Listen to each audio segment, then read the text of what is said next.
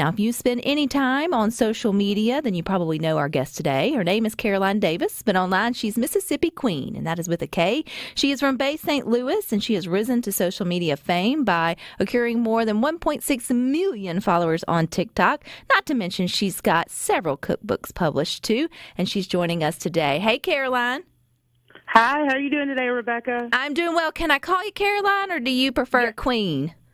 You can call me Caroline. I like that. You probably don't get that as often anymore with sort of the success of everything with the Mississippi Queen. I want to start there. I know you got started on TikTok. We'll get that. But the handle is everything, right? When you're thinking about your social media accounts, it's the first thing they ask you is like, what is your handle going to be, or what is your name going to be?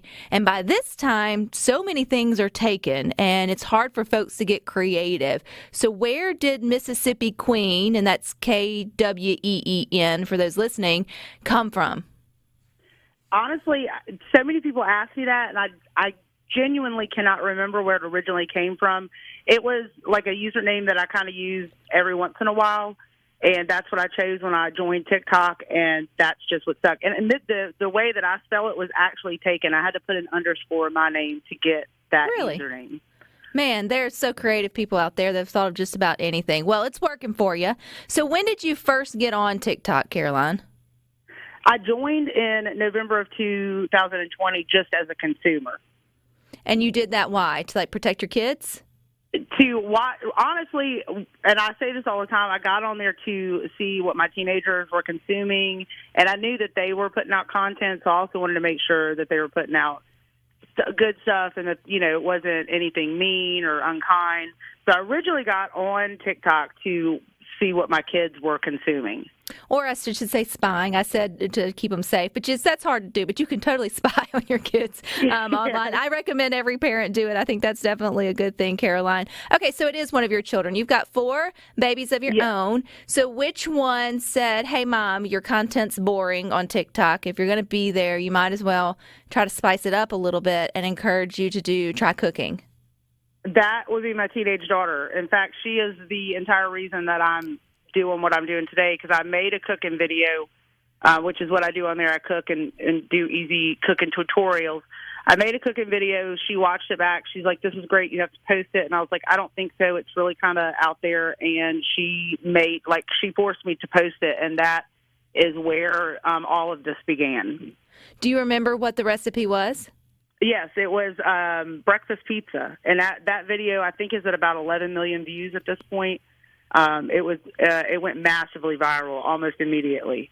Which is so interesting, Caroline, because there's those listening. I don't think everyone listening to Good Things are content creators. There's some out there.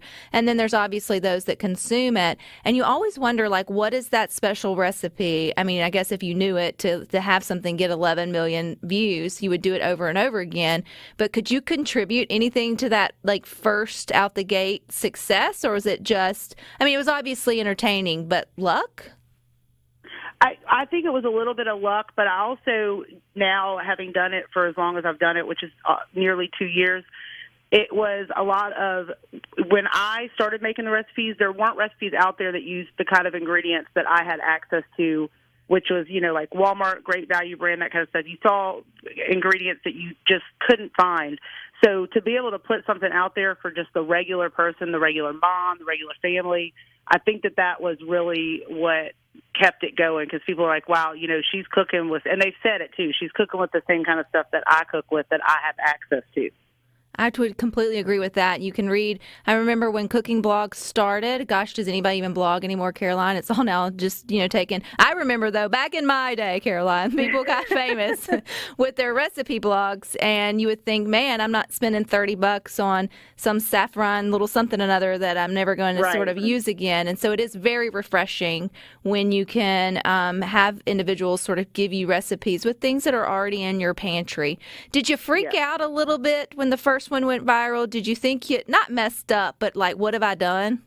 Yes, absolutely. I almost deleted it several times. I honestly panicked, because most of the comments were very nice and like they loved it, but then there were some really like super rude ones, and I realized in that moment I was like, wow, this is really big. Like, people are going to know who I am now. Like, there's no turning back.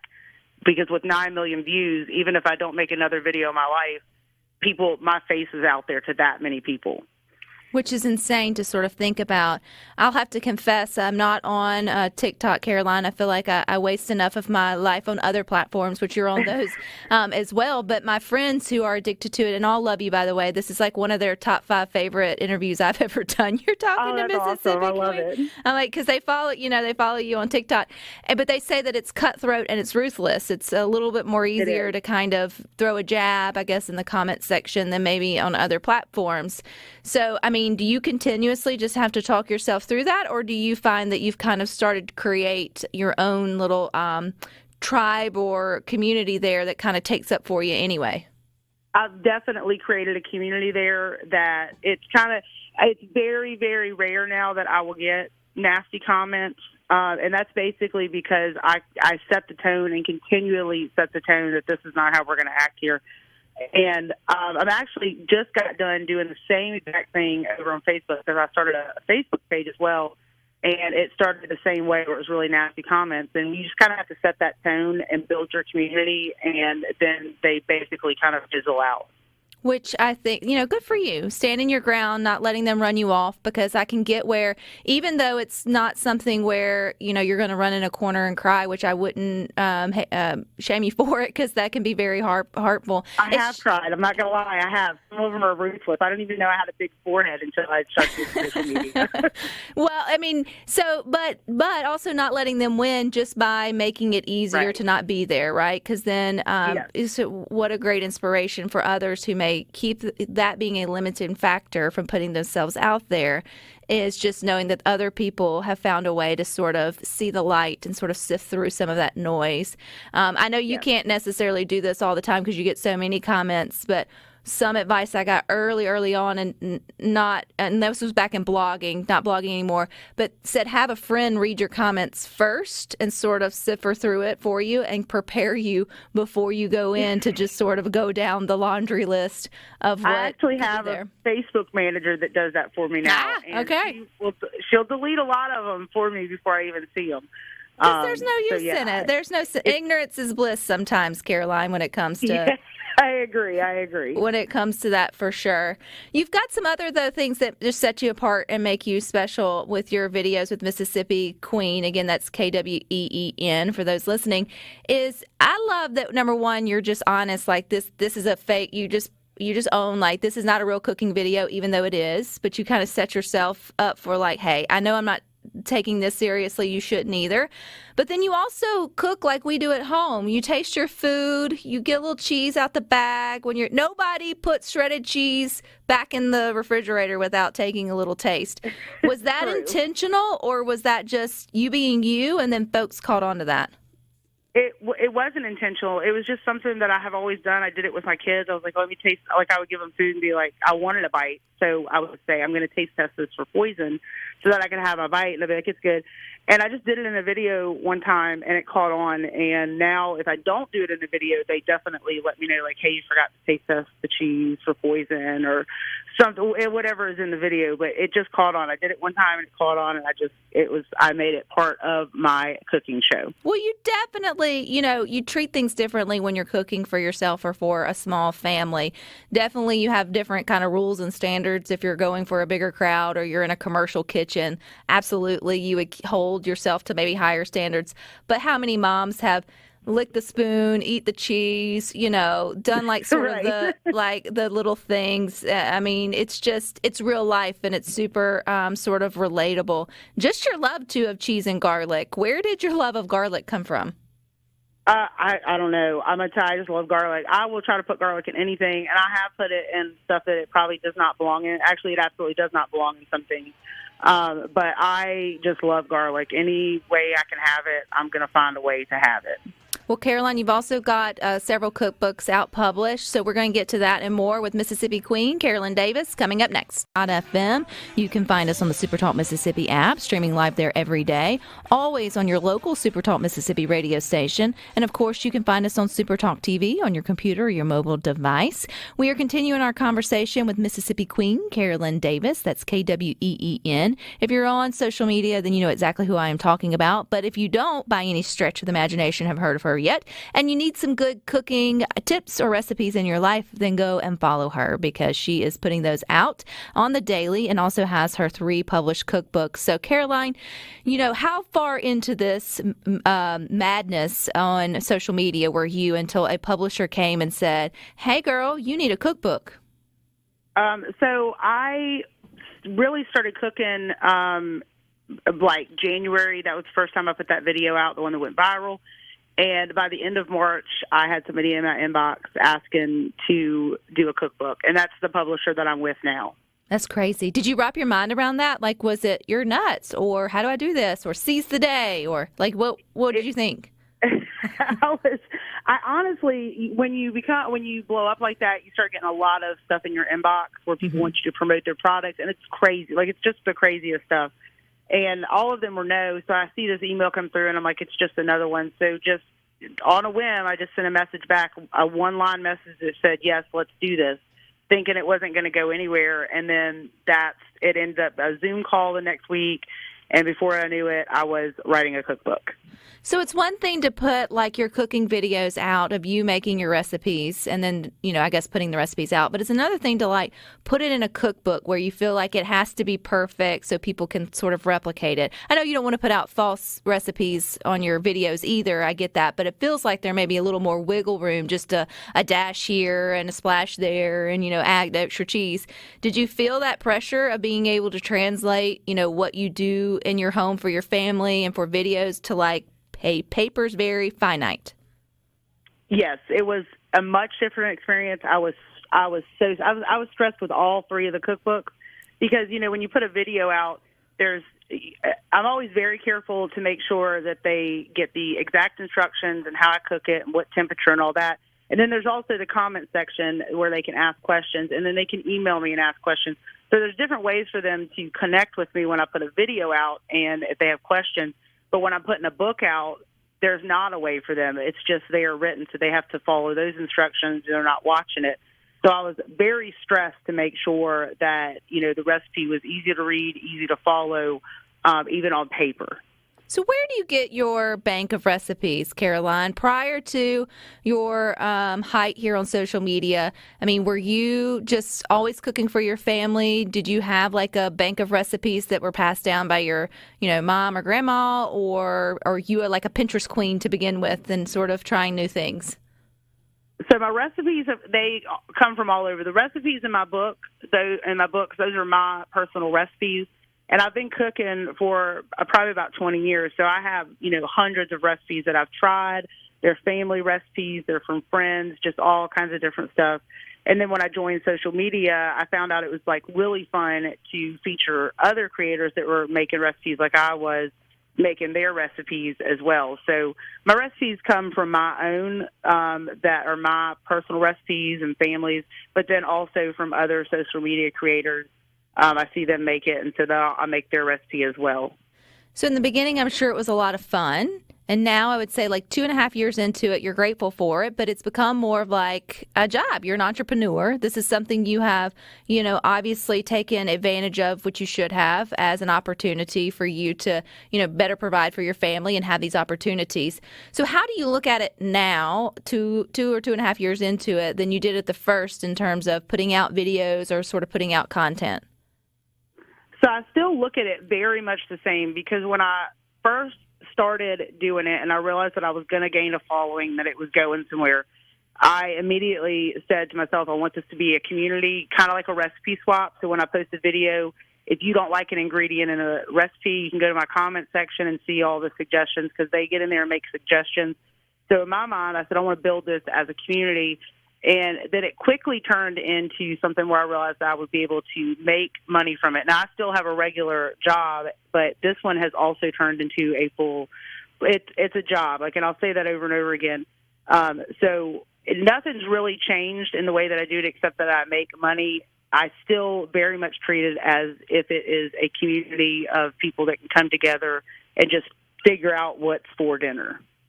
which I think so many of us need help with. Is it hard, like continuing to use kind of like, and I say the more, I don't say simple ingredients, but they are simple and there's nothing wrong with that, staple ingredients that people have in their pantries? Do you feel like you run out of creativity, or do you feel like really there's endless opportunities with just the things folks get from their, local groceries that's not fancy schmancy?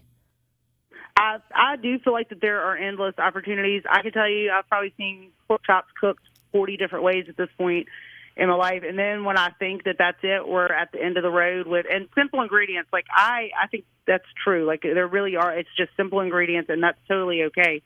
But when I think like we've hit the end, like this is it, there's no other way that we can make a casserole, I'm always surprised. Like there's some other new recipe out or there's something. And I'll tell you, I was filming this week because I film ahead of time now. And my kids brought up 2 recipes that I used to make that I totally forgot. They're like 10 years ago. So I don't think that it will ever. Sometimes I think it will, but at this point, like I just don't think that there's any way that we'll run out of options for the ingredients that we have access to. Well, Martha Stewart's still going, so she's decades, ahead of you in terms of recipes. So you got plenty of time and plenty of recipes to make. You mentioned your kids, though. What have they thought about this weird rise of mom? I mean, at first, mom got on social media to, let's call it stalk them and make sure they were being kind and not getting into trouble. And now she's taken over. Like mom is Mississippi Queen. How do they feel about that? They love it. Like sometimes they'll tell me stuff, like a teacher will recognize them or a kid will say to them at school, like, I saw your mom's video. And like immediately, like alarm bells go off in my head because I'm like, I'm so sorry. Like, I didn't mean for that to happen. Like, and they're like, no, we love it. Like they think it's just the coolest. They think it's the coolest thing ever. Do you get surprised when you get noticed outside? Because, you feel like you're in this little box, which is in people's hands, which is the phone, but you may forget that, like, there are people who are also in your community. So was it strange when you were first getting recognized from your TikTok videos? Yes, it was so strange for me because I know people see me on social media and I'm boisterous and I'm loud. But that I'm in my comfort zone, and I'm like that around like my friends and family, people who I'm comfortable with. But in reality, I am actually like very reserved. I have bad social anxiety, and like while I love people, it takes me a little bit to warm up because I'm just so awkward. So when strangers, to them, I wasn't a stranger. They knew who I was, but I didn't know who they were.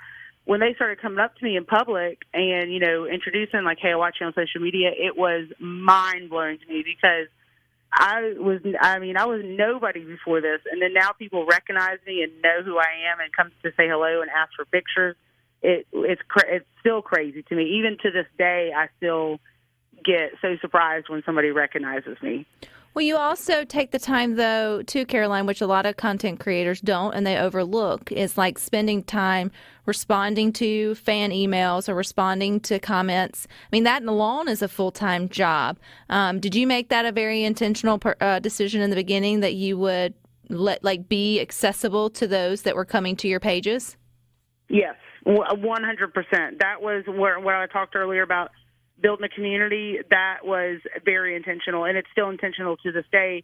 And it's not only because I want to build a community, but it's because I legitimately enjoy speaking to everybody. I love getting emails and talking back and forth. And while I can't continue the conversation for a long time, I always love responding, love meeting people that way and talking and communicating in the comments. So, yes, it was very intentional and something I still love to do to this day.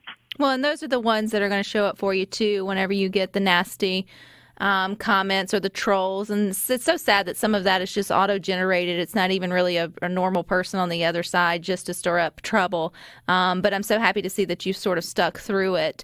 You've also, though, utilized this platform not just for, cooking videos and not just for, the fun of it, but you're also giving back to your community, which I think is so important and makes it such a good thing. So I want to get to the Amazon Christmas wish list, and I also want to get to some of the other things as we're coming up against a hard break, Caroline. So can you hang with us for a few more minutes? Yes.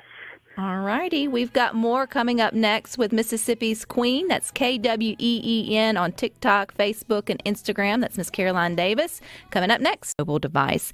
You can catch our guest, Caroline Davis, the Mississippi Kween, on any social media platform. That's Facebook, Instagram, but more likely over on TikTok. Caroline, I got you a new one, TikTok. You can tell I'm not a TikToker for sure. But are you on X also, formerly known as Twitter, or any other place that I've missed? I just recently got on YouTube, actually this week. Okay, so that's a new adventure. How will that be the same versus different from how people see you or know you on TikTok? So on TikTok, my niche is cooking, but I also post some cleaning content on there. But some people get really irritated because I don't post my recipes. So I have decided that my YouTube is going to be what I post on my other socials, but it's going to be longer form recipe content and then also longer form cleaning content. And then I own a business managing and cleaning Airbnb, so I'm going to have stuff on there about that as well. Okay, so kind of like expanding your brand, just putting everything sort of in one place. Hey, again, it goes back to, I think, the first wonderful, not mistake, but it was like a lucky mistake that you made, is the Mississippi Kween, right? Because that gives you the opportunity to be a domestic diva in all kinds of capacities. It's not just sort of the cooking. And again, for those listening, it's Kween, Kween, is where you can find her. Okay, so I want to ask, though, about the videos, because you mentioned this is a full-time job. For those out there who are probably coming out of car rider line or going into it with their kids who think that they're going to get famous on Facebook or Instagram or whatever the next platform is, tell us how much effort it goes into making content that people actually want to continue to see. It is nonstop. If people are wanting to get into social media and they see people doing social media, I know a lot of people kind of have this misconception that we just make a video, throw it up on the internet, and that's it. But there's so much more to it.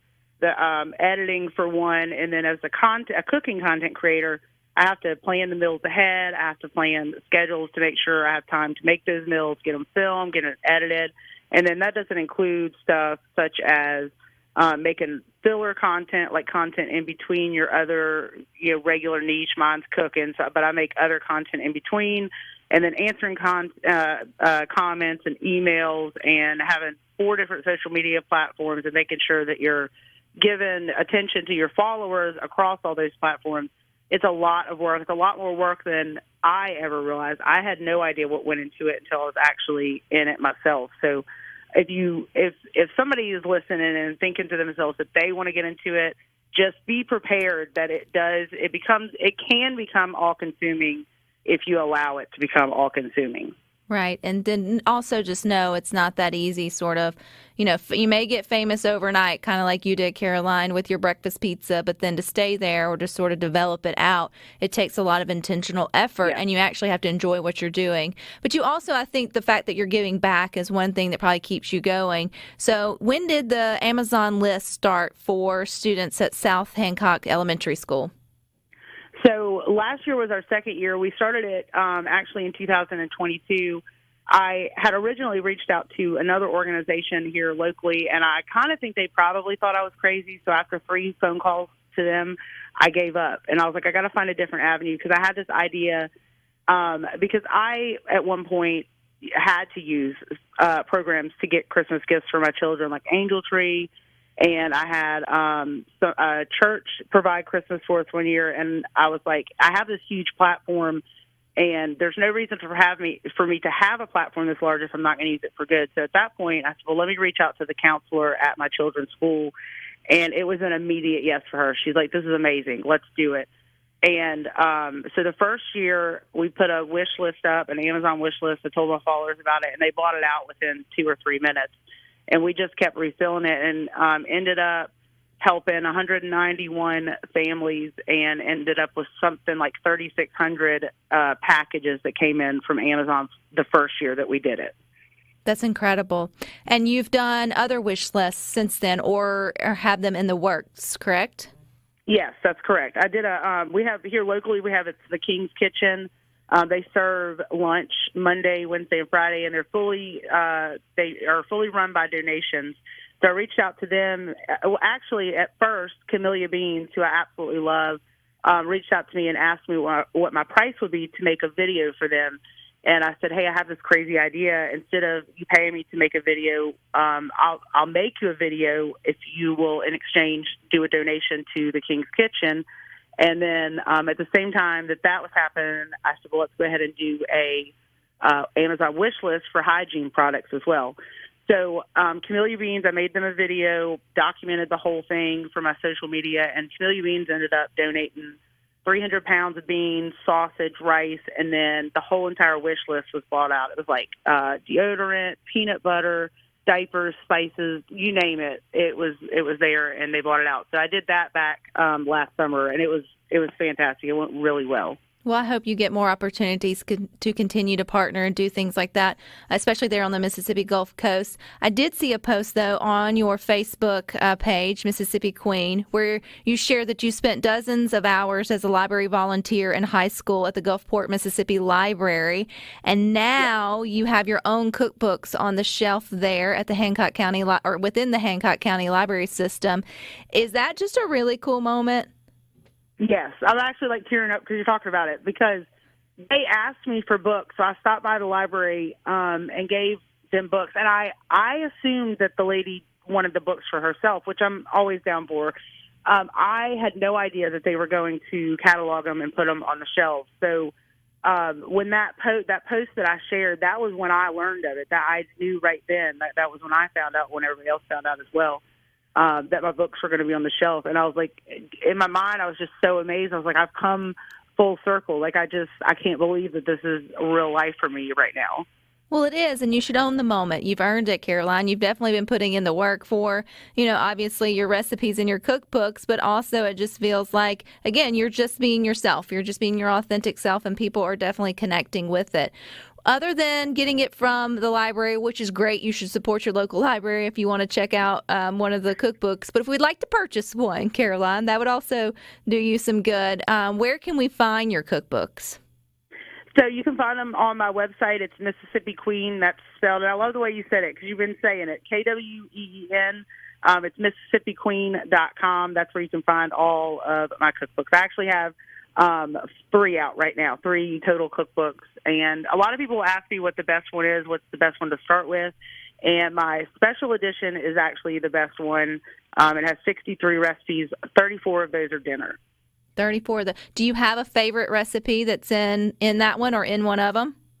Oh God, my favorite recipe is in my first cookbook, which is my shrimp Alfredo. That's my favorite thing to eat. And my favorite recipe, I've tweaked it over the years to where it is now. But my newest cookbook, oh God, that's a hard question. I would say the tortilla bake that I do in the crock pot. I love that one. That's one of my favorites, because the toppings for it, and I put topping suggestions in the book, they're like endless. So I love that meal. Have your kids ever gotten one of your recipes and said, nah, Mom, this isn't bussin'? Oh, yeah, all the time. And I have 4 kids, and they all have different opinions. 2 of them could absolutely love it, and the other ones could just be like, never again, don't ever make this again. So I never know from time to time. I have maybe 20 that everybody agrees on, and I love those.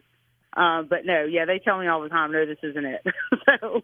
Do you thank them, or have you done it once and sort of allowed them to have their glory that, they were right by encouraging you, Caroline, to cook online? Or, do you do they constantly remind you, Mom, you wouldn't be doing this if it wasn't for us? Oh, they remind me. My daughter especially, and she'll be like so loud about it too. You remember the time that I made you post that video?